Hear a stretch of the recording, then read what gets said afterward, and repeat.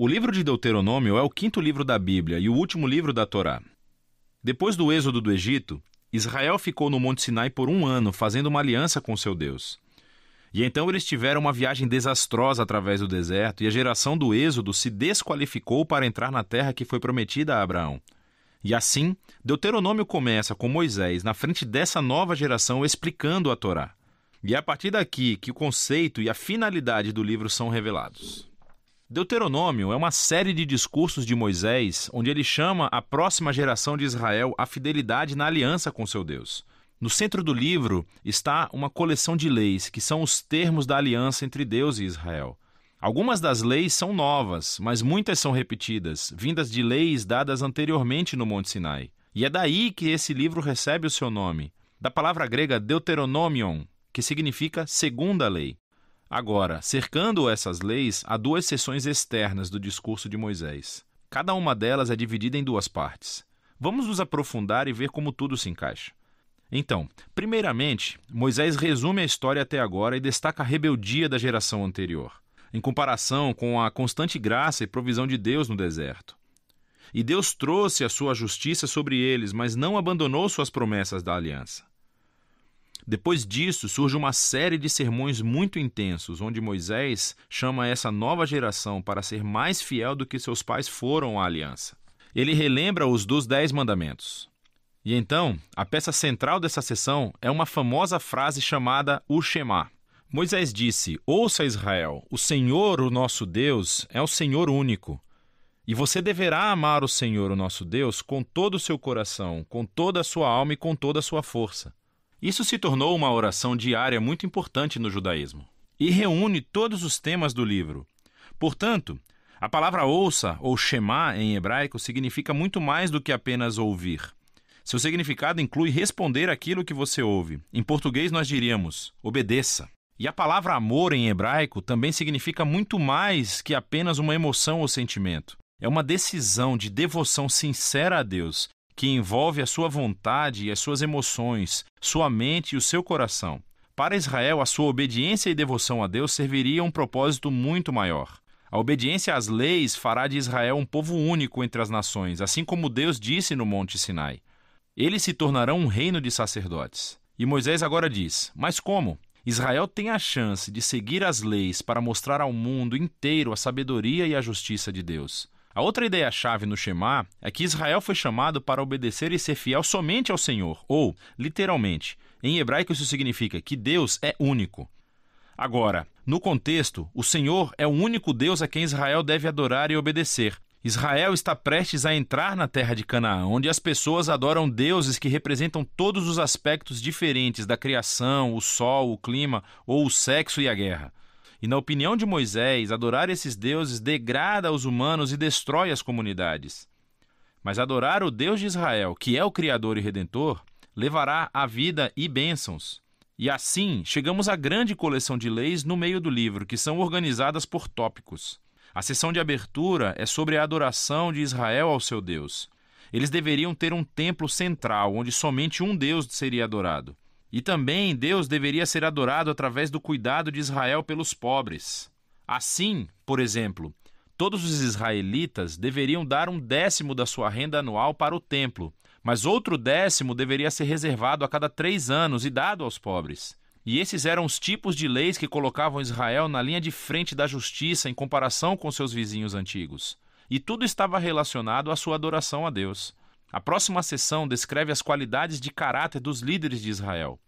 Assim, os presbíteros, os sacerdotes, os reis, todos foram colocados sob a autoridade das leis da aliança. E Deus disse que reforçaria essa autoridade, enviando profetas para supervisionar os líderes.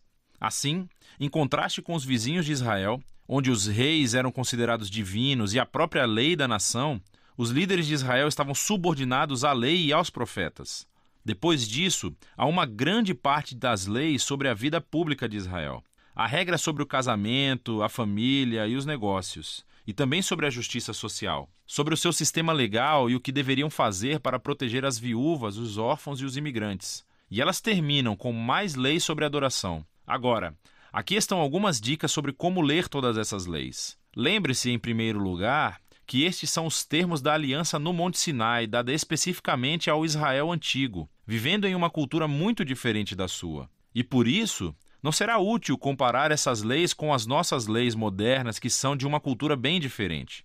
Pelo contrário, essas leis foram dadas para separar Israel. Por isso, precisamos comparar essas leis com as leis dos vizinhos de Israel, como a Assíria ou a Babilônia. E quando você faz isso, de repente, as leis que pareciam duras ou estranhas se tornam muito mais claras. Você vê que Deus está empurrando Israel para um nível de justiça mais elevado do que antes. E, finalmente, tente discernir quais princípios centrais de sabedoria ou justiça estão subjacentes a qualquer lei particular, e você descobrirá algumas coisas bem profundas. Aqui está uma tarefa para obter pontos extras. Veja como o apóstolo Paulo faz exatamente isso na primeira carta aos Coríntios, capítulo 9, versículo 9. Ele cita uma lei de Deuteronômio, capítulo 25, versículo 4, que é realmente interessante. Então, de volta a Moisés. Depois de ler todas as leis, ele emite um desafio final para que Israel ouça e ame seu Deus. Primeiro, ele emite um aviso e um ultimato. Se Israel ouvir e obedecer ao seu Deus, tudo dará certo. Muita bênção divina.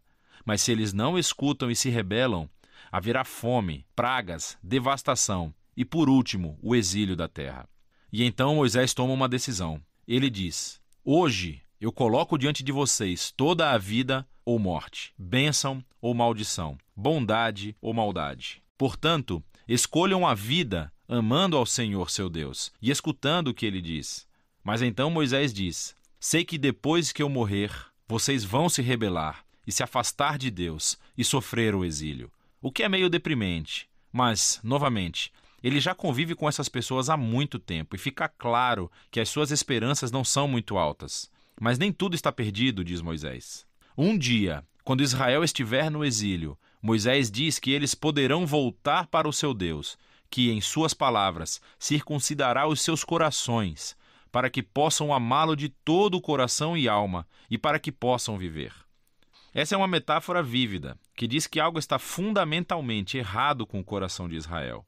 É teimoso e duro, e é a mesma coisa que está errada com o coração de toda a humanidade. E isso vem desde a rebelião no jardim.